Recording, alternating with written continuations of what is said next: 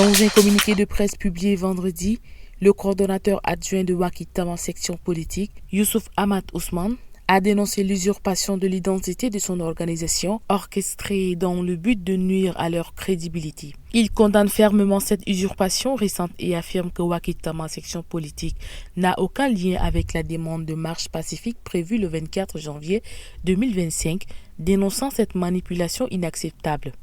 Le coordonnateur a annoncé qu'une plainte sera déposée et qu'une mobilisation générale pour dénoncer ces manœuvres est en vue, appelant tous les membres à plus de vigilance. Une fillette de 10 ans a été violée par un homme d'environ 40 ans à Pala, chef-lieu de la province du Mayo-Kebbi-Ouest. Actuellement en observation à l'hôpital provincial de Pala, la victime a perdu beaucoup de sang.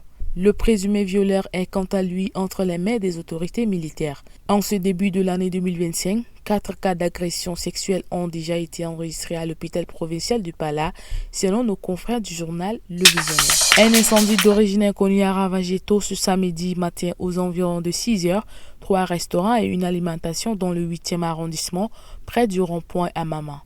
Malgré l'intervention des sapeurs-pompiers qui ont réussi à maîtriser les flammes, il ne reste que des cendres sur les lieux, causant d'énormes dégâts.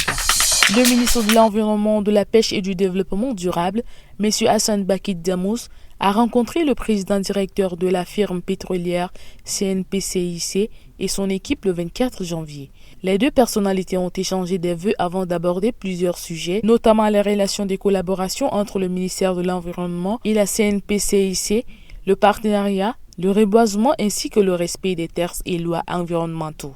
Pour l'année 2025, la création d'un parc d'attractions de l'amitié Chine-Tchad et le reboisement seront au cœur des activités de coopération. Et pour finir, la production pétrolière africaine pourrait passer de 6,5 millions de barils par jour actuellement à près de 7 millions d'ici fin 2025, soit une progression de 7,7% selon l'African Energy Chamber. L'organisation base ses prévisions sur plusieurs facteurs, parmi lesquels la réduction des actes de vandalisme sur les oléoducs et les vols de pétrole au Nigeria, ainsi qu'un environnement plus stable au Soudan, qui affecterait également la production du Soudan du Sud. Dans le rapport intitulé The State of African Energy 2025 Outlook, l'Afrique de l'Ouest devrait maintenir son statut de première région productrice du continent, passant d'un volume de 3,7 millions de barils par jour à environ 3,9 millions.